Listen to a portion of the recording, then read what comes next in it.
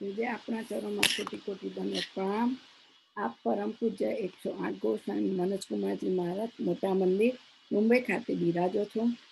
आप श्री वैष्णव पुष्टि मार्गना चेतना जगाड़वा माटे अनेक प्रवृत्तिओं संकળાયેલા છો। आप श्री दर शनिवार कॉम्पस लाइन में फोन द्वारा पुष्टि मार्गना ग्रंथों અને પરિચય વૈષ્ણવને કરાવી રહ્યા છો। आप श्री आज पण यूट्यूब ગ્રંથો આપસી આજ પણ 16 ગ્રંથમાંથી કયો ગ્રંથ ચાલે છે મને નથી ખબર છે જયશ્રી હું બેસતી વિવેક દેરાસર હા વિવેક ચાલી રહ્યો છે અને ઘણા બધા વૈષ્ણવ આવા ટાઈમને લીધે અમે અમેરિકાના લીધે ઘણા બેસે છે ટાઈમમાં કોઈ વાર બેસીને કોઈ વાર નથી બેસતી જયશ્રી આપસી યુટ્યુબ ચેનલ દ્વારા હવેલી કીર્તન શિક્ષણ આપો છો। આપ શ્રી અઠવાડિયામાં 2 વાર હવેલી સંગીત તથા પુષ્ટિ માર્ગના ગ્રંથોનું શિક્ષણ આપી રહ્યા છો અને આપ શ્રીનો વૈષ્ણવ વધુ સમય ના લે પ્રાર્થના વચનામૃતનો પુત્ર શ્રી વલ્લભા તી સખી જય। हंता संतान हंतारो यत्पादाम्बुजरेणव व्यानान्तं निजाचर्यान् प्रणमामि मुहुर्मुहुः। यदनुग्रहतो जन्तुः सर्वदुःखातिगो भवेत् तमहं सर्वदा वन्दे श्रीमद्वल्लभनन्दनम्। अज्ञानतिमिरान्धस्य ज्ञानाञ्जनशलाकया चक्षुरुन्मीलितं येन तस्मै श्रीगुरवे नमः। नमामि हृदये शेषे लीलाक्षीराब्धिशायिनम्। लक्ष्मीसहस्रलीलाभिः सेव्यमानं कलानिधिं चतुर्भिश्च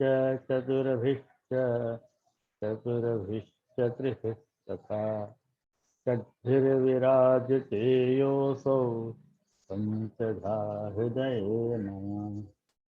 आचार्यवाच प्रणमामि। भाष्य निबंध सुबोधिनी सहायक राष्ट्रास्ता मत्स्वांताकृपाप्लुतास्ता मदीय वाचाम लपयन्ति। उपस्थित सभी वैष्णवों को आज के सत्र में हार्दिक स्वागत करूं मैं। और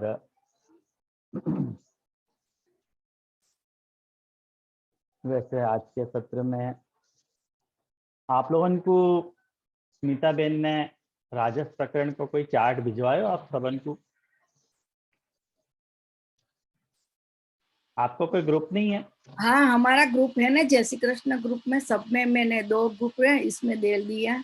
आपका ग्रुप में भी मैंने दे हाँ पण स्मिता बेन एक काम करो ने हाँ ए तमारा ग्रुप में मने पण जॉइन करी ल्यो ने। ओके ओके जय બહુ વલ્લભ છે મારા ગ્રુપમાં આપ પણ આ બિરાજો। हाँ तो એવું છે કે કોઈ મારે વાત કેવી હોય તો તરત જ ત્યાં જ ખુલાસો કરી દેવાય કારણ કે અત્યારે 1 કલાકના લિમિટેડ કાલમાં કેટલી વસ્તુઓનો ખુલાસો કરી શકાય। ઓકે પણ મારું 2 ગ્રુપ છે જે હવે તમે મને જેમાં જોડો એમાં જોડાઈ જાય ઓકે તમારા હાથમાં છે। ના મારા ના ના બધું તમારા હાથમાં મારા તો કઈ નહીં જે આપ શ્રી કહો એમ આમ તો હુકમ એટલે તમને જ્યાં યોગ્ય લાગે એટલે જ્યાં એટલે મારો મુખ્ય પ્રયોજન છે કે જે વસ્તુ હું શીખવી રહ્યો છું એ વસ્તુ શીખવતા પહેલા જે હું સમજાવવા માંગી રહ્યો છું એ વસ્તુ પોતાની પાસે તમારી નજર સામે હોવી જોઈએ તો તમને વસ્તુ બરોબર ખ્યાલ આવે એટલે હું શું સમજાઈ રહ્યો છું શું કહી રહ્યો છું એ બધું તમને ખ્યાલમાં આવે એટલા માટે મેં તમને વાત કરી તો તેમાં તમને જેમાં જોઈન્ટ યોગ્ય લાગે આપને હું અહીં સાઈડમાં મૂકું મારા ફોનથી આપને તો આપ સમજાઈ શકો એવું કરવું છે? કેમ નહીં? હા હા એવું કઈ કરી શકો તમે હું આવી મૂકું બધી કરો ટેકનોલોજીમાં મારા એક્સપર્ટ છો તમે। ફોનમાંથી આપનું ફોટોકોપી લઈ લઉં અને કરી દઉં। હા ભલે ભલે ઠીક છે ત્યાં સુધીમાં હું વિષય પ્રારંભ કરું। હા હા જય हाँ आप कैसो तारे हूँ मुक्ति दे। हाँ आप सब वैष्णवों को मैं हार्दिक स्वागत करूं एक बार फिर। और आज श्री गोसाई जी के परम अनुग्रह से आज अपन नाम रत्नाकर स्तोत्र को 30वां नाम सर्वशास्त्र विदग्गणी, ये नाम देख रहे हैं। और ये नाम जो है वो सबसे पहले अपने नियम के अनुसार अपन को सबसे पहले देवकी नंदन जी की टीका देखनी चाहिए, जो देवकी नंदन जी क्या आज्ञा कर रहे हैं। आशा करूं आपके पास देवकी नंदन जी की प्रति विराज रही है टीका की। और वहां में आप देखो सर्वशास्त्र विदग्गणी को अर्थ कि देवकी नंदन जी ऐसे करना चाह रहे हैं कि सब शास्त्रन के अग्रणी, अग्रणी मतलब सब शास्त्रन को जानने वाला। वाको विवरण में देवकी नंदन जी ऐसी आज्ञा करें कि सर्वे च ते शास्त्र विदाः, जितने भी शास्त्र हैं उन सारे शास्त्रन को जानने वाले श्री प्रभु चरण, श्री गोसाई जी, श्री विठल नाथ जी। सर्वाणी च तानि शास्त्राणि, जितने भी शास्त्र हैं उन सभी शास्त्रन को तद विदो, उनको जानने वाले श्री प्रभु चरण। ये तो प्रभु चरण को, ये तो बहुत सिंपल अर्थ देवकी नंदन जी ने कर दिया। लेकिन अपन जब या नाम की संगति भागवत से कर रहे हैं तो भागवत के अनुसार या नाम की संगति सर्वशास्त्र विदग्गणी, या नाम की संगति जो है वो राजस प्रमाण प्रकरण के अंतर्गत आने वालों 36वां अध्याय या 36वें अध्याय में अरिष्टासुर को उद्धार और कंस को श्री कृष्ण को लिलाने के लिए, अक्रूर जी को लिवाने के लिए ब्रज में भेजना, ये अध्याय। अब आप सोच रहे होंगे कि यह अध्याय में सर्वशास्त्र विदग्गणी को क्या संयोजन है, कैसे यह अध्याय को समझना। सबसे पहले एक बात ध्यान से समझने का प्रयास करो वैष्णव, कहें कि सबसे पहले मैं आप लोगों को ये बता दूं कि ये मैं प्रवचन के करते पढ़ाना ज्यादा पसंद करूं हूं। मुझको प्रवचन करना आवे नहीं है। वैसे वास्तव में देखो जाए तो मेरी एक ये वीकनेस है, मेरी कमजोरी कह लो याकू, कि मुझको प्रवचन करने के बजाय मुझको पढ़ाना ज्यादा रुचिकर लगे है। अब जब याकू समझना है भागवत के साथ या अध्याय या नाम को संगति अपने को यदि भागवत के साथ समझनी है तो सबसे पहले आपको ये बात समझनी पड़ेगी कि अब तक या के पहले जितने भी नाम आए, श्री कृष्ण भक्ति प्रवर्तक तक नाम आए, अपन ने देखो तो कि महासुर भक्त रक्षक दक्ष, श्री कृष्ण भक्ति प्रवर्तक, महासुर तिरस्कर्ता, सर्वशास्त्र विदग्गणी। तो अपन ने कृष्ण भक्ति प्रवर्तक तक ये देख लियो ये नाम। अगली बात, पिछली बार मैंने आपको जाकी संगति युगल गीत के साथ करी थी, आपको याद होगी। आज के नाम में या की संगति अपन ये अध्याय के साथ कर रहे हैं। तो पिछली बार तक तामस फल पूरो भयो, तामस फल प्रकरण पूरो हो गया था। मतलब भागवत जी के अनुसार जो है वो 35 अध्याय पूरे हो गए और सुबोधि जी के अनुसार जो है 32 अध्याय पूरे हो गए। ये संख्या आपको हर वक्त जब तक दशम स्कंद खत्म नहीं होगा तब तक यह संख्या को आपको यही तरह से याद करना पड़ेगा।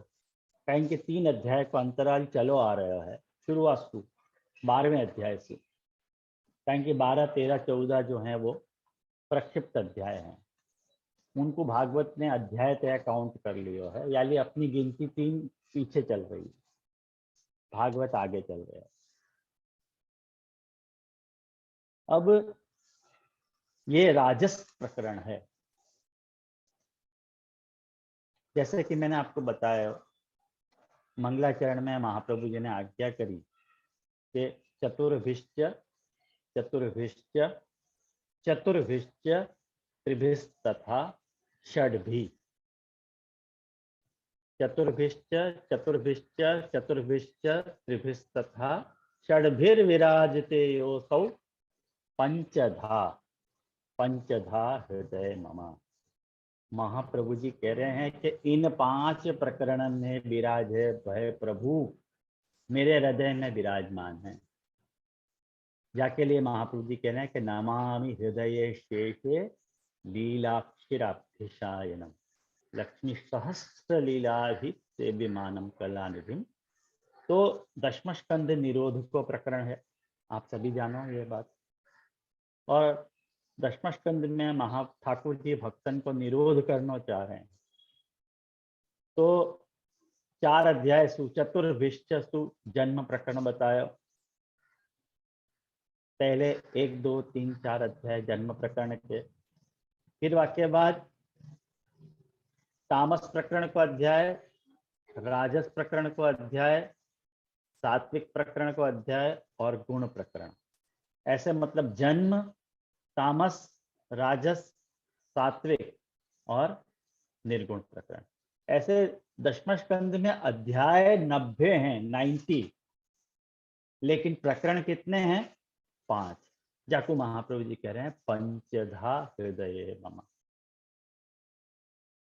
आई ये बात ख्याल में? मैं फिर से रिवाइज कर रहा हूँ कारण कि राजस प्रकरण आज शुरू हो रहे है, तो बाकी संगति आपको ध्यान में आवे, वाके लिए मैं फिर से ये बात रिपीट करता हूँ। अध्याय 90, प्रकरण 5। तो जन्म प्रकरण के कितने अध्याय? 4। तामस प्रकरण के कितने अध्याय? 28। राजस प्रकरण के कितने अध्याय? 28।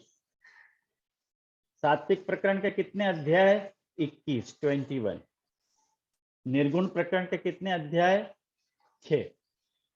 अब 4, 28, 28, 21 और 6 को अपन काउंट करें तो 87 हो गए। कहें कि 12, 13, 14 महाप्रभु जी प्रक्षिप्त मान रहे हैं और भागवत 90 मान रहे हैं। या के कारण 3 अध्याय को डिफरेंस आ रहा है। या के लिए 3 अध्याय की गिनती अपनी पीछे चल रही है, भागवत जी आगे चल रहे हैं। महाप्रभु जी को कहना है कि 12वां, 13वां, 14वां अध्याय कोई ने या मैं मिक्स कर दियो है, डाल दियो है। एक्चुअली ये भागवत लीला के, सारस्वत कल्पी लीला के अध्याय नहीं है, प्रसंग नहीं है, कोई ने या में मिला दिए। और यह बात के प्रमाण आपको मैंने पहले भी दियो है कि 2000 साल पहले की जो गुफाएं मिली हैं उनमें जो पूरी भागवत खुदी बही मिली है उनमें ये 3 अध्याय नहीं है। वो 2000 साल को जो प्रामाण्य है वो अपने को महाप्रभु जी के वाणी से प्रकट हुआ है। यासु अपन अनुमान लगा सके कि अपनो महाप्रभु वास्तव में वाक्पति है, कि कहने की बात नहीं है, वास्तव में वाक्पति, वाणी को पति यानी जाने हर बात। ख्याल आई ना ये बात? तो अपन ने जन्म प्रकरण को 4 अध्याय देख लिए, तामस प्रकरण के 28 अध्याय देख लिए। ख्याल आया आपको? जन्म प्रकरण के 4 अध्याय, चतुर्भिश्च, पहलो चतुर्भी, फिर दूसरो चतुर्भी तामस प्रकरण को 28 अध्याय वालों। हर प्रकरण में 4-4 उप प्रकरण हैं, तामस प्रमाण, तामस प्रमेय, तामस साधन और तामस फल। माने तामसी लोग जो हैं, तामसी जो भक्त हैं, वो ठाकुर जी को समझने के लिए कौन सा प्रमाण वापरे हैं, कौन से प्रमाण से उनको प्रभु को स्वरूप ध्यान में आ रहे हैं, वाके लिए ये तामस प्रमाण है। तामस प्रमाणन के साथ तामस प्रमाण वाले जो भक्त हैं, जो तामसी प्रमाण को एक्सेप्ट करना जाने हैं, जिनके दिमाग में खाली तामस प्रमाण कि भाई हमको ऐसे बात समझाओ कि हमको या तरह से समझ में आवे। यानी ठाकुर जी ने सारी तामसी लीलाएं करी जो हैं, वो कंस वो पूतना मार दी, न तृणावर्त को उद्धार कर दियो, ये सब सारी बकासुर को उद्धार कर दी, ये सारी तामस लीलाएं देखो आप। और अपनो प्रमाण प्रस्तुत कियो कि भाई मुझको पहचानो मैं कौन हूं। तो तामस प्रमाण वाले तामसी लोगन को जा तरह के प्रमाण की एक्सेप्टेबिलिटी है, जा प्रमाण को वो स्वीकार सकें, ऐसो प्रमाण उन 7 अध्याय में तामस प्रमाण प्रकरण में आयो। और ऐसे भक्तन के सामने ठाकुर जी ने अपनो जो स्वरूप है, मतलब खुद को जो प्रमेय है, प्रमेय मतलब खुद ठाकुर जी को स्वरूप, वो ऐसो उन लोगों के सामने पेश कियो कि उनको लगा कि ये हमारो ही जैसा कोई व्यक्ति है, हम में से ही एक है। हम जैसे तामस हैं वैसे ये भी तामसी है। ठाकुर जी ने अपने आप को स्वरूप बहुत तरह से बताया लोगन को, ब्रिज भक्तन को। एग्जैक्टली ये प्रमेय प्रकरण में तामस प्रकरण प्रमेय प्रकरण के जो 7 अध्याय थे वहां तक की कथा भाई मैं आपको शॉर्ट में यात्रा करा रहा हूं। ये बात आपको बाद में आप वीडियो देखोगे तो बहुत काम लगेगी, जो सच्चाई से पढ़ना चाह रहे हैं उनके लिए ये बात बहुत काम लगेगी। वाकई बात तामस साधन, ऐसे ऐसे प्रमेय को, ऐसो जो प्रमेय है जाको वर्णन तामस प्रमेय प्रकरण में आयो, जहां में वेणु गीत आयो तो याद हो आपको, तामस प्रमेय प्रकरण में वेणु गीत आयो तो ऐसे स्वरूप को यदि प्राप्त करना है तो वह साधन क्या होना चाहिए, तामसी लोग कैसो साधन कर सकें, या बात को विचार तामस साधन प्रकरण में किया गया। और एट लास्ट उनको जा तरह के फल की अभिलाषा है, जा तरह को रिजल्ट उनको चाहिए, जा तरह के संबंध, जा तरह को भाव, जा तरह का व्यवहार, जा तरह की क्रिया उनको प्रभु के साथ अच्छी लग रही है, जाको वो फल मान रहे कि नहीं ये होना चाहिए, ऐसा फल ठाकुर जी ने उनको प्रोवाइड किया है, दियो है, वो तामस फल प्रकरण। तो 4 अध्याय सुजन्म प्रकरण आयो, 4 अध्याय सुजन्म प्रकरण आयो कि तामस प्रकरण के 28 अध्याय में तामस प्रमाण प्रमेय साधन और फल ये देखे अपन ने, और प्लस 3 अध्याय, तो अध्याय की संख्या जो है वो 32 तक पहुंची। ख्याल में आया ना आप लोगों को ये पूरी व्यवस्था क्या ढंग की है। आज चतुर्भिश्च चतुर्भिश्च चतुर्भिश्च तीसरो जो चतुर्भी है वाको व्याख्यान आज शुरू हो रहे हैं। राजस्व ब्रज में 3 प्रकार के 3 स्वभाव वाले जीव हैं, तामस स्वभाव, राजस स्वभाव और सात्विक स्वभाव। 3 स्वभाव वाले जीव ब्रज में हैं, उन भक्तन को निरोध करना है, उनको सर्वात्म भाव मतलब उनको भक्ति सिद्ध करवानी है। तो तामसन को राजस में कल्मिनेट करने हैं, राजसन को सात्विक में कल्मिनेट करने हैं, और सात्विकन को निर्गुण बनाने हैं। जो अल्टीमेट गोल है, जो अपने को जहां पहुंचना है, वो है निर्गुण अवस्था। आया ना ध्यान में आप लोगों को, वो निर्गुण अवस्था है, अपने को निर्गुण बनना है। कहें कि महाप्रभु जी जा वचन को लेके चले हैं कि अस्मत् प्रतिपादितम तु नैर्गुण्यम, हम जा भक्ति को प्रस्तावित कर रहे हैं, हम जा भक्ति को प्रपोज कर रहे हैं, वो हमारी सात्विक भक्ति नहीं है, तामस भक्ति नहीं है, राजस भक्ति नहीं है, हमारी भक्ति निर्गुण भक्ति है। ख्याल में आया ना, निर्गुण भक्ति, तामस राजस सात्विक भक्ति नहीं है। यानी ये भक्ति भी निर्गुण है और भक्त भी निर्गुण होना चाहिए करके भक्त को तामस राजस सात्विक तो निर्गुण बनाए जाने की जो प्रोसेस है, वो प्रोसेस 8 दशम स्कंद है।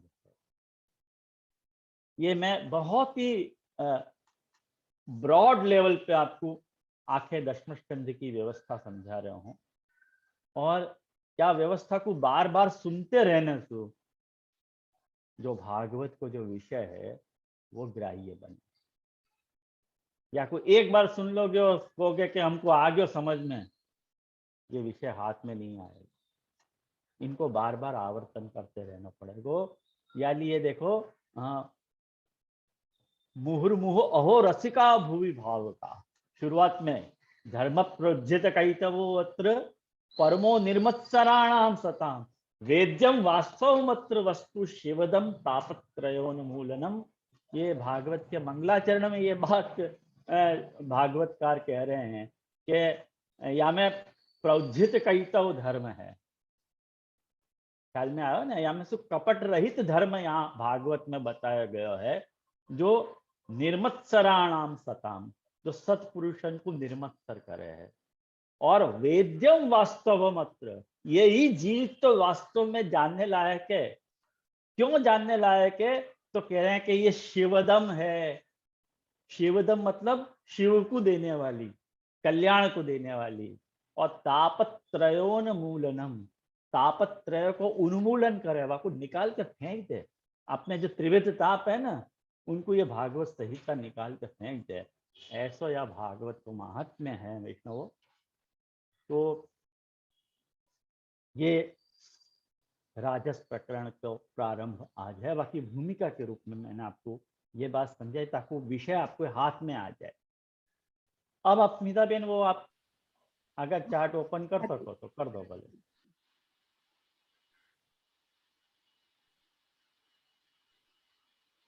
फाइन, बहुत बढ़िया।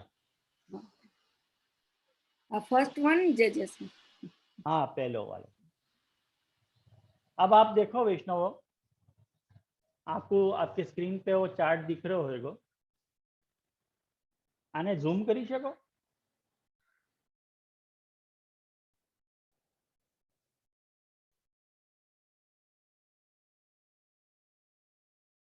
हाँ बस बस चाल से बस बस बस વધારે તે दिखाશે नहीं कोई नहीं।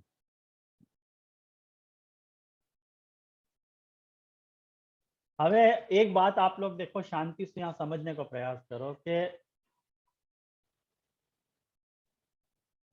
रजस मतलब रजोगुण क्या है एक्चुअली वास्तव में। मैंने आपको अब तक तामस बात समझाई, तमस गुण समझाया, अंधकार, अज्ञान, मद, क्रोध, प्रमाद, ये सब तमस शब्द के अर्थ हैं। जाकू रजस कहो जा रहा, जा रजस्सु रजोगुण बन्यो है, वो रजस शब्द को अर्थ क्या हुआ है? तो देखो वाकई बहुत सारे अर्थ हैं, आपके स्क्रीन पे आपको दिख रहे हो।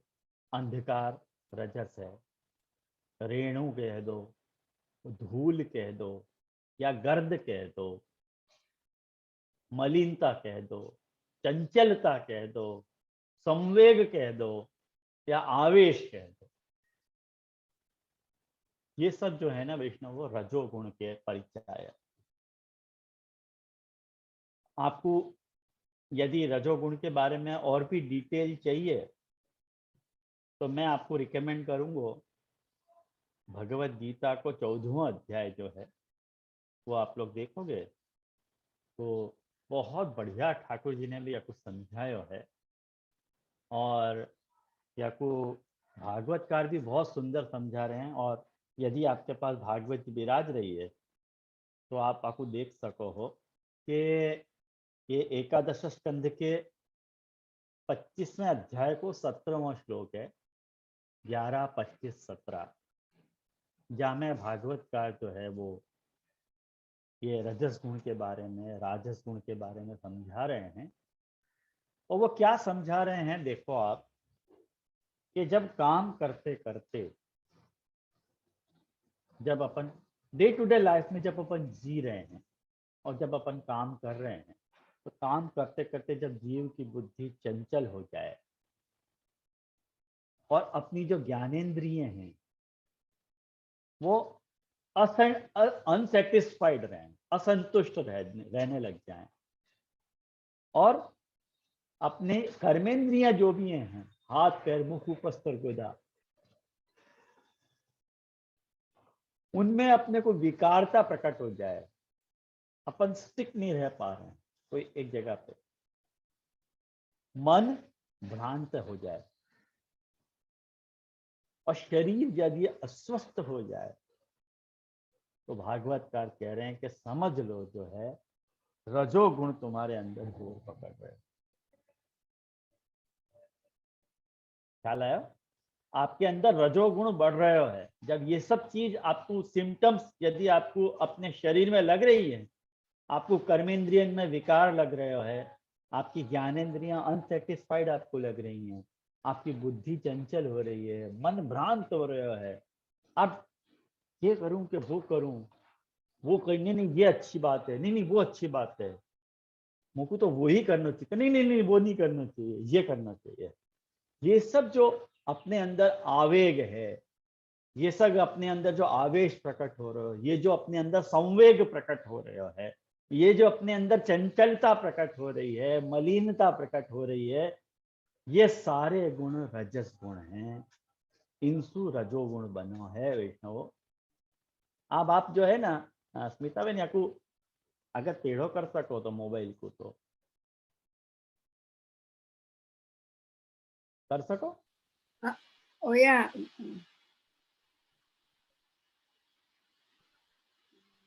એટલે આમ વાંકું નથી થતું,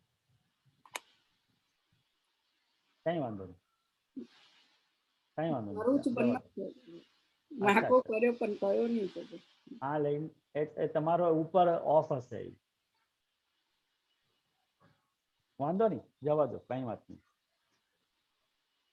देखो शांति से आप लोगों को बाद में देख लीजिए, ये चार्ट तो आपको मैंने भेजा ही है, कारण के विषय बहुत कठिन है वैष्णव, या को अपन यात्रा से जब तक नहीं समझेंगे तब तक ये विषय अपने हाथ में नहीं आएगा। और मान लो आज तो राजस गुण खत्म होने से रहे हो, या को परिचय अगली बार तक चलेगा, यानी बहुत ही शांति से और बहुत ही धीरज से समझियो,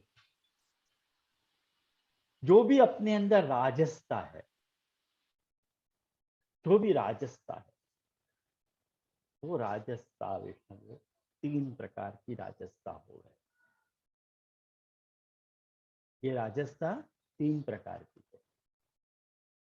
आपको लगेगा कि मनोज बाबा अगड़म बगड़म अपने मन से कुछ भी बोले, मन से नहीं बोल रहा हूं।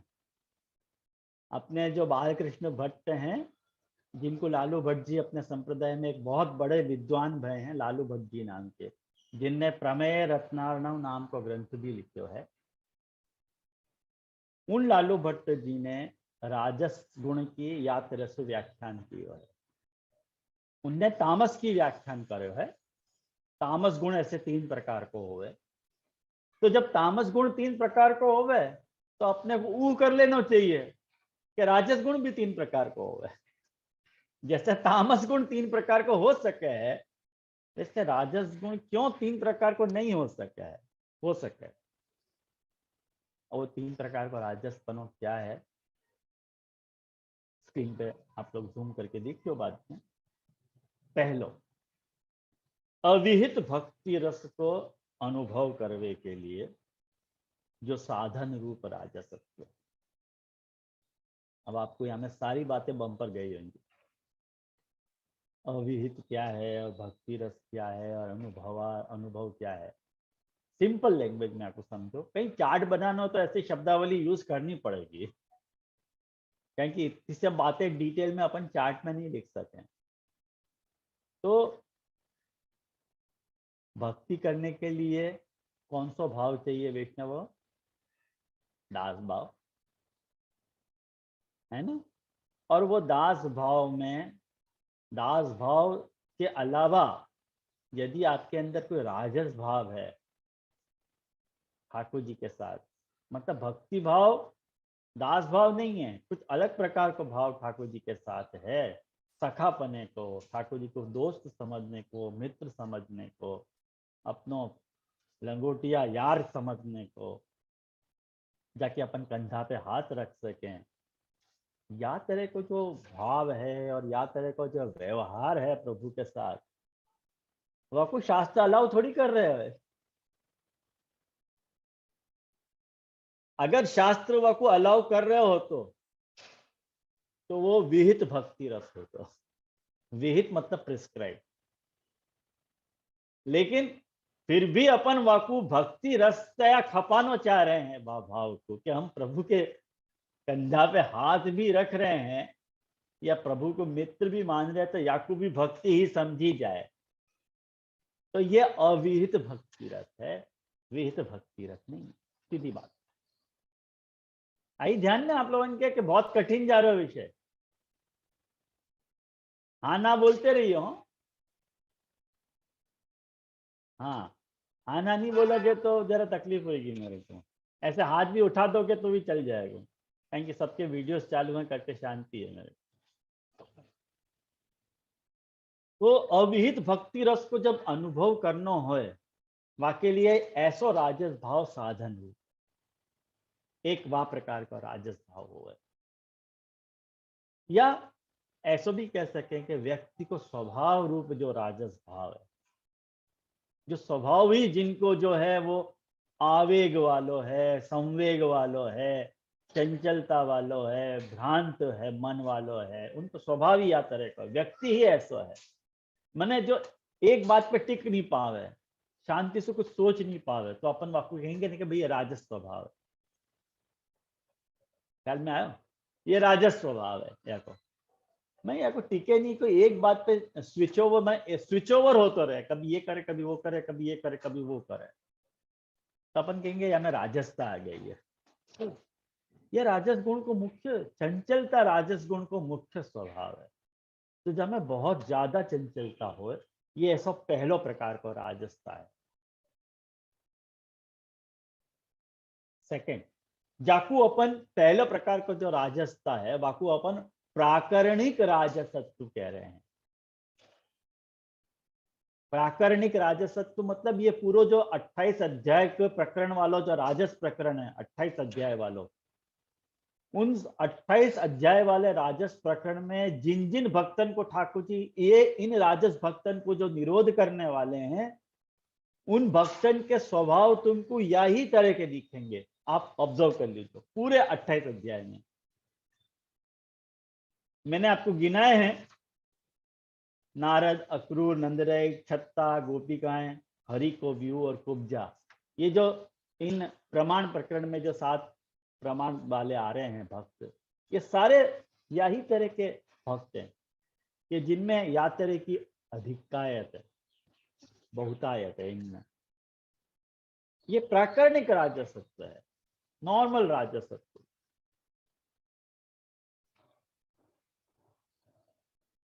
दूसरो राजस, दूसरी राजसता जो अपने में आवे होवे है, वाकू श्री लालू भट्ट जी ने या तरह से बताया है कि मनोवस्था विशेष रूप। मनोवस्था माने मन की अवस्था रूप एक विशेष राजस भाव अपने में पैदा हो गए। हर वक्त राजस नहीं रह गए, वो सात्विक भाव से मिक्स रह रहे हैं, कभी वो तामस भाव से मिक्स रह रहे हैं। मनुष्य क्या है, इन 3 गुणन को खिचड़ाई तो है। सात्विक राजस तामस गुणन को ये जो मिश्रण यदि बना दिया जाए, वो मनुष्य है। कभी हमें सात्विक गुण उछल के आवे ऊपर, कभी राजस गुण उछल के आवे। जैसे अभी अपन सबन में सात्विक गुण बहुत उछल के आ रहे हैं, क्योंकि अभी अपन भक्ति रस से जुड़े हुए हैं, लेकिन फिर भी राजसता अपने को उछाल मार रही है। अपन यहाँ देख ले वहां का हो रहा है, अपने बार बार ध्यान सब जगह जा रहा है कि नहीं। आप सब लोग अपने मन में नोटिस करो कि तुम्हारा ध्यान विषय में है कि यहाँ वहां जा रहे हो। कभी यहाँ भी देख रहे हो, कभी वहां भी देख रहे हो, कभी बुलाओ तो यहाँ देख के तुरंत यहाँ देख लियो। ये राजसता है। ये राजसता है। देखो तुरंत हाथ कंगन को आरसी क्या, तुरंत अपन यहाँ देख के यहाँ देख लें। कोई अपन को सोच रहे कि अपन को कोई देखे नहीं, लेकिन सब नोटिस हो जावे ना ये सब बात। ये राजसता का गुण है। तो ये धर्म विशेष या मनोअवस्था विशेष रूप जो प्रासंगिक राजसत्व है, या को अपन प्रासंगिक राजसत्व कह रहे हैं। ये जो दूसरा आपको स्क्रीन पे दिख रहा है वो आयो ध्यान में। पहले वालों जो राजसता आती है वाको अपन प्राकरणिक राजसता कह रहे हैं। तो ये जो दूसरों वालों जो राजसपन है अपने अंदर, वाको अपन प्रासंगिक राजस कह रहे हैं। मैंने कभी सात्विक भाव उत्पन्न होके राजस सात्विक आ गयो, कभी तामस राजस आ गयो, कभी सात्विक राजस आ गयो, कभी राजस राजस भाव अपने अंदर की ओर पकड़ गयो, वह तरह से। जो तीसरो है,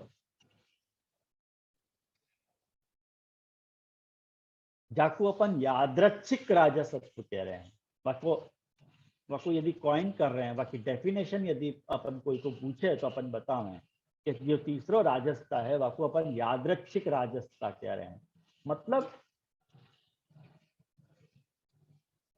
ठाकुर जी की माया के द्वारा प्रकट हो तो भयो। हाँ याकूब, हाँ करो, आप एक्सपांड करो तो हो जाएगा। हाँ और करो, थोड़ा लेफ्ट करो, शायद दिखेगा बराबर स्क्रीन पे। नहीं नहीं, लेफ्ट नहीं, राइट राइट राइट राइट। हाँ,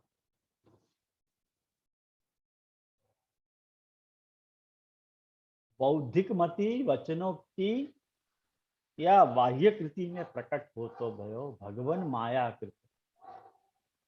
भाई ठाकुर जी अपने को राजस भक्त त्या सिलेक्ट कर रहे हैं। मान लो अपने में जो भी राजसता है, एक अपनी स्वाभाविक राजसता है जाको अपन प्राकरणिक कह रहे हैं, एक अपने में प्रसंग के कारण प्रकट होती राजसता है, और एक तीसरी राजसता अपने अंदर कैसी है जो ठाकुर जी अपने में इम्प्लांट कर रहे हैं।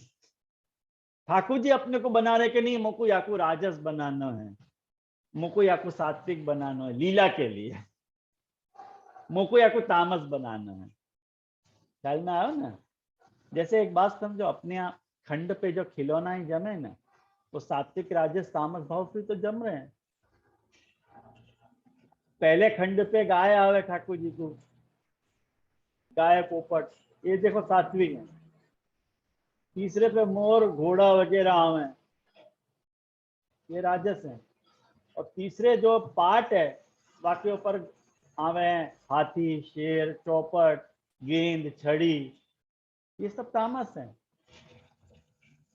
अपने क्यों खिलौना या तरह से अपन साज रहे हैं ठाकुर जी के सामने कि मेरे अंदर जो रहे भाव, जो त्रिविध भाव है, वो मैं आपको समर्पित कर रहा हूँ। आप मेरे भावंशु खेलो, मेरे सात्विक भाव को गाय ट्रीट करो, मेरे राजस भाव को घोड़ा ट्रीट करो, मेरे तामस भाव को हाथी ट्रीट करो, शेर ट्रीट करो, या तरह को अपनो भाव अपनो रह रहे हैं प्रभु की सेवा में। तो अपने अंदर ठाकुर जी कोई प्रकार की राजसता रखना चाह रहे हैं कि नहीं, याकू मैं राजस बनाऊंगा। ठाकुर जी ने घोड़ा को राजस बनाया, गाय को सात्विक बनाया हुआ है, शेर को तामस बनाया हुआ है। तो ठाकुर जी डिसाइड कर रहे हैं कि भाई ये कौन से भक्त को मैं क्या बनाऊं। तो ऐसी एक राजसता भी अपने अंदर है जो भगवान की माया में, भगवान की माया द्वारा अपने में प्रकट होती हुई राजसता है। और वको चयन जो है, वको सिलेक्शन जो है, वो ठाकुर जी कर रहे हैं। ख्याल आया ना आप लोगों को कि टेक्निकल ये सब बातें हैं, हाँ? सिर्फ टेक्निकल बातें हैं। इन सब को याद रखोगे ना। ये मैं क्यों इतनी विस्तार से आपको बता रहा हूँ कि पूरा जो राजस प्रकरण को, जो 28 अध्याय वाला जो राजस प्रकरण है, राजस प्रमाण, राजस प्रमेय, राजस साधन और राजस फल, उनमें ये जो 3 प्रकार की जो राजसता है आपको बिखरी हुई मिलेगी। कहीं आपको भगवान मायाकृत यादृच्छिक राजसता मिलेगी, कहीं आपको जो है प्रासंगिक राजसता मिलेगी, कहीं आपको प्राकरणिक राजसता मिलेगी। अब या कुछ शब्द में इतने भारी भारी बोल रहा हूँ, बाकी एक बार आपको मैंने जब समझा दिया है तो आपको अपने आप सरलता से समझ में आनी चाहिए कि भाई हाँ, ये तो रह ही है ऐसी राजसता, तो ये वैसी राजसता है। बस दृष्टि क्या करो, आप जब भी उन अध्यायन को पढ़ो तो उन उन राजस भक्तन में या तरह के राजस गुण को पहचानने को प्रयास करो। ख्याल आया ना? ये बात है। ये बात यदि आप समझ गए तो 3 प्रकार की राजसता यह अध्याय में आ रही है। और वाक्य बाद या ऊपर करो आप।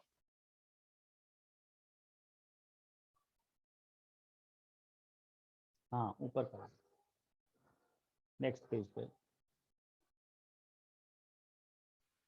नेक्स्ट पेज करूँ जीजे? हाँ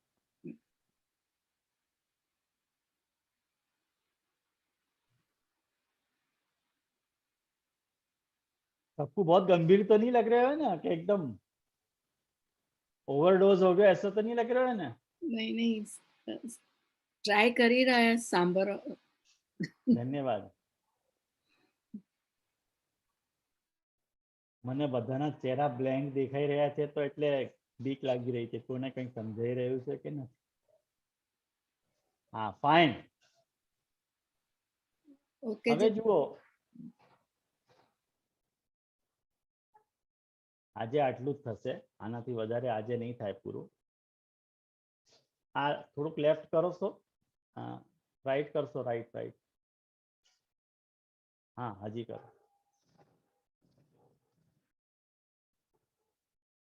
હજી, હા બસ બસ બસ બસ બસ બસ બસ બસ બસ બસ. હવે જુઓ, એક વાત ધ્યાનથી સાંભળો. રાજસ પ્રકરણગત નિરોધ લીલા એટલે આ રાજસ પ્રકરણમાં રાજસ ભક્તોનો નિરોધ કરવા માટે ઠાકોરજીએ રાજસ લીલા, राजस निरोध लीला प्रकट करी. अब ठाकुर जी राजस भक्तन को निरोध करना चाह रहे हैं, तो निरोध पद जो है, जब भी अपन कहें निरोध, तो निरोध पद सु हमेशा 4 प्रश्न उठे. कौन को निरोध, काय में निरोध, कौन से साधन सु निरोध और कहां सु निरोध. भाई कौन को खींचना चाह रहे हो? निरोध मतलब जब भी अपन में निरोध कियो, तो भाई कौन को तुमने निरोध कियो ये तो बताओ. कौन को तुमने खींचे अपनी तरफ और कहां खींचे, उनको खींच के कहां योजित किए, और एपरेटस क्या वापरे तुमने उनको निरोध करने के लिए, कारण क्या वापरे, और उनको फल क्या है. ख्याल में आया ना? ये 4 बातें जब अपन निरोध कह रहे हैं तो ये 4 बातन को उठना एकदम स्वाभाविक बात है, कोई भी पूछेगा. तो जब अपन कह रहे हैं कि राजस प्रकरणगत ठाकुर जी की जो निरोध लीला है, वह लीला में यदि अपन ये प्रश्न उठावें कि भाई या निरोध लीला में ठाकुर जी कौन को निरोध कर रहे हैं, तो मथुरा स्थित राजस भक्तन को, जो मथुरा में जो यादव है, उन भक्तन को ठाकुर जी यहाँ निरोध कर रहे हैं. राजस भक्तन को निरोध. ब्रज के भक्तन को जब ठाकुर जी ने निरोध किया तो वो तामस प्रकरण होता. ख्याल आया आप लोगों को? अब जब मथुरा पधार के ठाकुर जी, अक्रूर जी ठाकुर जी को रथ में बिठा के मथुरा ले गए. अब देखो, जब मथुरा ले गए, जब अक्रूर जी रथ में बिठा के ठाकुर जी को मथुरा ले जा रहे थे, तो रथ के पहियन में से धूल उड़ी. धूल उड़ी के नहीं? अब जो धूल उड़ी वासु राजस्था आ गई. फैंटास्टिक कॉम्बिनेशन महाप्रभु जी की नजर है कि देखो राजस्था आ गई, धूल उड़ गई नहीं, रजस, ये राजस्था है. ये कितनी बढ़िया बात करिए. अब यासु समझ जाओ कि राजस प्रकरण शुरू हो रहे हो. महाप्रभु जी कह रहे हैं ये धूल उड़ी है ना, तो समझ जाओ राजस प्रकरण को प्रारंभ हो गया, तामस प्रकरण को. या लिए निरोध कौन को कर रहे हैं? महाप्रभु ठाकुर जी राजस भक्तन को. काय में निरोध कर रहे हैं? तो ब्रजसु मथुरा पधारने वाले भगवत स्वरूप में या भगवत लीला में, कहां निरोध करना चाह रहे हैं? जो मथुरा में जो यादव भक्त हैं, उन भक्तन को ब्रजसु जो स्वरूप मथुरा आयो है, वह स्वरूप में उनको जोड़ना चाह रहे हैं, या वह स्वरूप ने जो जो भी लीला करी है, वह लीला में उन भक्तन को जोड़ना चाह रहे हैं.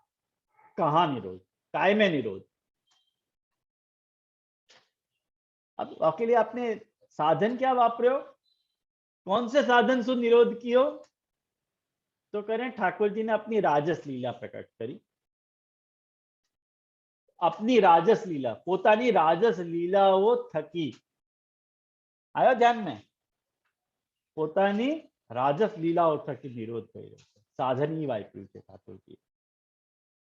ક્યાંથી નિરોધ કર્યું, ક્યાંથી છોડાવીને લાવ્યા તમને? तो कह रहे हैं प्रापंचिक विषय से, प्रापंचिक जो भी विषय हैं उनसे तुमको छुड़ा दियो, और ठाकुर जी की जो भी राजस लीला है वहां तुमको जोड़ दियो. कौन ने जोड़ो? मथुरा सु पधारे भय ठाकुर जी ने. कैसे जोड़ो? अपनी लीला के द्वारा. कहां कहां जोड़ो? कहां से निरोध कियो तुम्हारो? कहां से छुड़ायो? प्रपंच से. ये पूरा पिक्चर है राजस प्रकरण को. तो मैं सोचूं आज को विषय अपन ये विषय नहीं रखते हैं, કારણ કે अपनो पौना घंटा हो गया है. तो एक मिनट एक्चुअली वास्तव में 45 मिनट्स जो है एक लेक्चर के लिए बहुत है विषय को धारण करने के लिए. आज जितनी भी बात बताई आपको, सबको आप नोट डाउन करके भागवत होमवर्क के तौर पे मैं आपको रिकमेंड करूंगा कि ये जो मैंने चार्ट बताया है, आपको चार्ट भिजवाया है, वह चार्ट को सामने रखो और भागवत के अध्याय को, मतलब भागवत के जो 36 से लेके जो 42 अध्याय हैं, 7 अध्याय, 7 दिन को समय है. अपने 7 तारीख को फिर अपन मिल रहे हैं. 7 तारीख को फिर अपनी क्लास है. उसके बाद सीधी अपनी क्लास 28 तारीख को आएगी. तो ये 7 तारीख को, मतलब आप लोगों की 6 होगी शायद, आप लोगों की 6 जनवरी होगी, मेरे हिसाब से 7 है. तो आप लोग जो है 6 तारीख को अपन वापस मिल ही रहे हैं. तो आप जो है वापस जो है इन 7 दिनों में इन 7 अध्याय को एक एक दिन एक एक अध्याय भी बांचोगे ना, तो बहुत सारी बात आपको मेरे बिना समझाए समझ में आ जाएगी. मुझको इतनी डिटेल में समझाने के लिए मेहनत नहीं करनी पड़ेगी. ख्याल में आया आप लोगों को? तो ये सब बातें आप लोग ध्यान से पढ़ियो. होमवर्क के तौर पे मैं आपको रिकमेंड करूंगा कि जरूर आपको पढ़नी है. यदि आपको पढ़ना है तो भाई प्रवचन सुनना हो तो भले आनंद लो, कोई बात नहीं है ना. तो आज अपन यहाँ रखें और सर्वशास्त्र विदग्रणी को, गोसाई जी को बहुत सुंदर एक पद है गोसाई जी की बधाई को, राग देव बंधार में बहुत सुंदर पद है. अब के द्विजवर वह सुख दीनो, तब के नंद यशोदा नंदन वह हरि आनंद कीनो, तब कीनो गोपाल स्वरूप अब वेद स्मृति दृढ़ चीनो, शीत स्वामी गिरधरन शिव विठ्ठल भक्ति सुधार रस लीनो. ये जो गोसाई जी की बधाई है वैष्णव, वो आप लोगों के में कहा है गोसाई जी की बधाई में मिल जाएगी आपको, जो शुरुआत में देव गंधार में, कि अब के द्विजवर है सुख दीनो.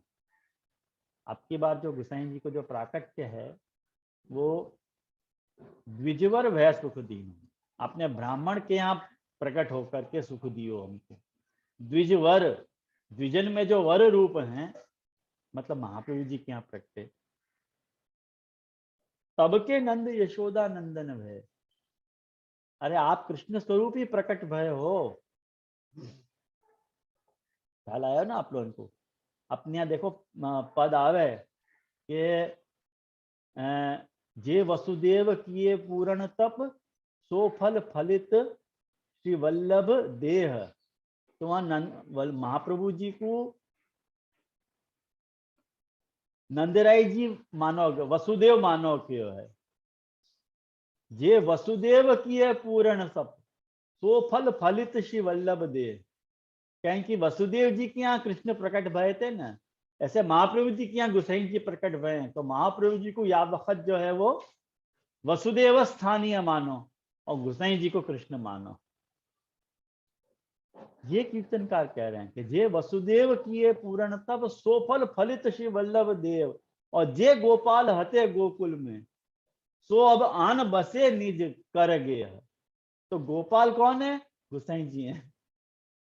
या को मतलब ये नहीं है कि महाप्रभु जी कृष्ण नहीं है, ये मत समझियो कि महाप्रभु जी वसुदेव हैं और गोसाई जी कृष्ण हैं। अरे भाई दोनों एक ही बात है। लेकिन याद वक्त गोसाई जी को प्राकृतिक यदि अपने को कृष्ण के समान करना है, कृष्ण के समान यदि गोसाई जी को समझना है, तो महाप्रभु जी को वसुदेव मानना पड़ेगा। यूं जे वसुदेव किए पूर्ण तब सो फल फलित श्री वल्लभ देह, जे गोपाल हते गोकुल में सो अब आन बसे कर गेह, जे वे वेद ऋचा ही ब्रज में, जे वे गोप वधु ही ब्रज में सो अब वेद ऋचा भई जे है। अब वो वेद ऋचा भई है या काल में चित स्वामी गिरधर श्री विठल तेई यही तेई कछु न समझे। यानी महाप्रभु ठाकुर जी में और कृष्ण में कोई अंतर नहीं है, और गोसाई जी में और कृष्ण में कोई अंतर नहीं है। ये बात चित स्वामी कहना चाह रहे हैं। लगभग कुछ ऐसे ही भाव चित स्वामी या पद में भी कहना चाह रहे हैं कि तब नंद यशोदा नंदन भय, तब आप नंद यशोदा नंदन भय थे और आपने हरि ने आनंद दीनो, तब ठाकुर जी ने ब्रिज में आनंद दीनो, तब कीनो गोपाल रूप, तब आपने गोपाल रूप कियो तो, और अब वेद स्मृति दृढ़ चीनो। क्या बात है, आपने वेद स्मृति को उजागर किया है। चित स्वामी गिरधर, क्यों वेद स्मृति को आपने उजागर किया है ये तो समझाओ महाराज। तो कहना चित स्वामी गिरधर विठल भक्ति सुधारस लीनो। आपने वेद स्मृति को चीनो या ली है कि आपने भक्ति को, जो भक्ति सुधा को जो रस है वो आपने लिया है और जीवन को समझाया है। क्यों समझा पाए? सर्वशास्त्र वेदग्रणी, ये सर्वशास्त्र वेदग्रणी है गोसाई जी। फैंटास्टिक बात ये गोसाई जी यहाँ समझा रहे हैं, जो गोसाई जी के अलावा कोई कर नहीं सकता तो वैष्णव ऐसा अपनो श्री गोसाई जी है। तो राग देवगंधार में ये छोटो पद अपन करें, फर्स्ट सूक्ष्म पद है।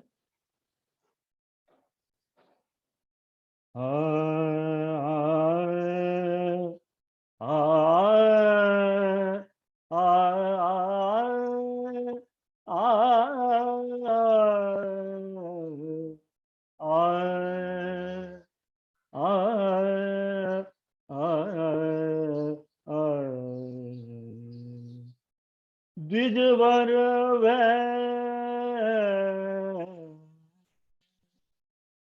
सुख दीनो अब के द्विजवर सुख द्विजवर सुख दीनो अब के द्विजवर सुख दीनो। तब के नंद यशोदा नंदन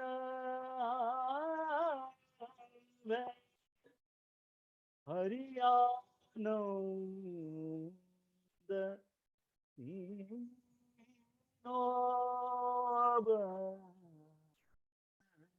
के द्विजवर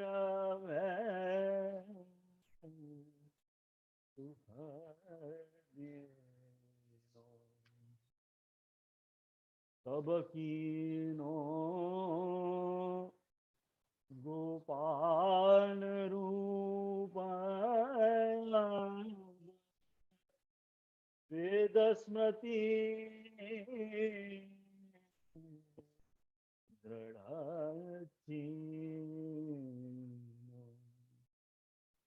चित स्वामी गिरधर शिविठला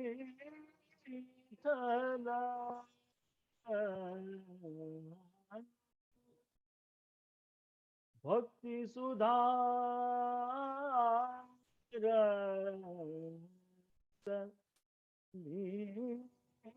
નો અબાકે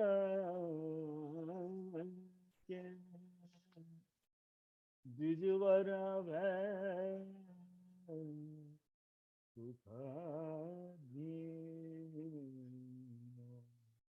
દ્વિજવર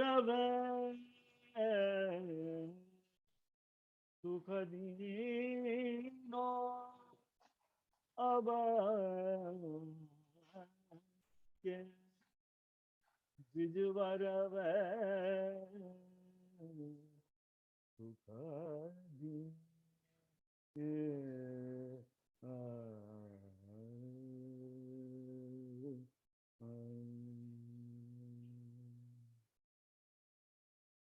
सबन को मेरे करा जाए भगवत स्मरण।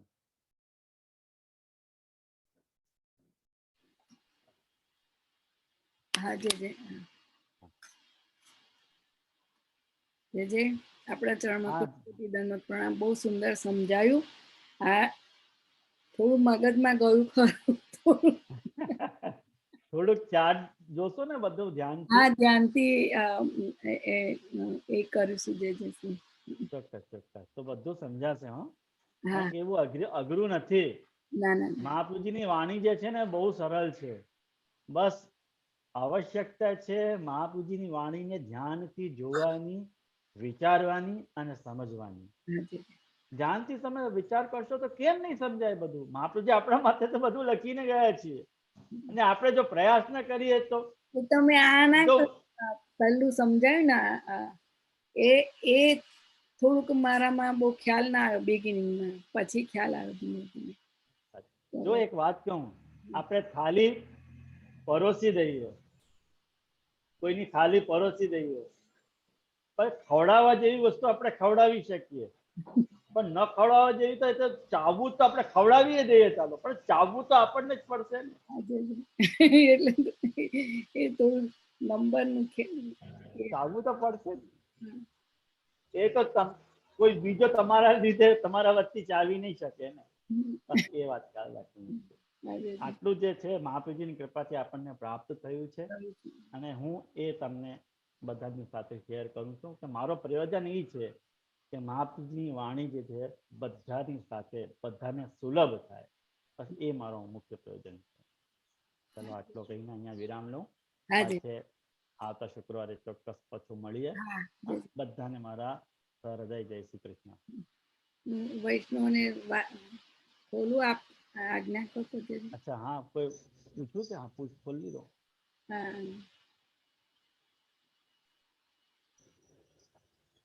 વૈષ્ણવ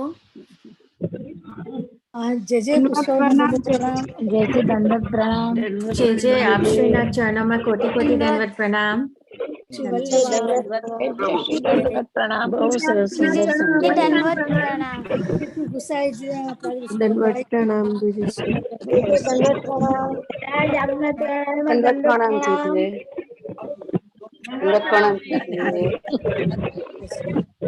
મારા ખૂબ ખૂબ આશીર્વાદ બધા.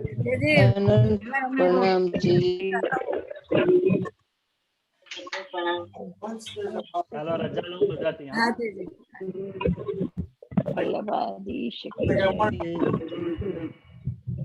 જય જય દંડવત પ્રણામ.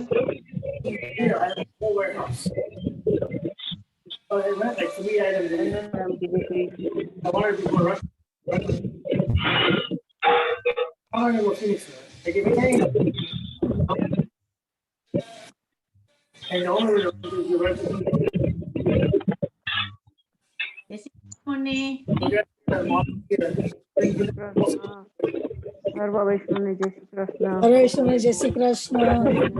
જય શ્રી કૃષ્ણ.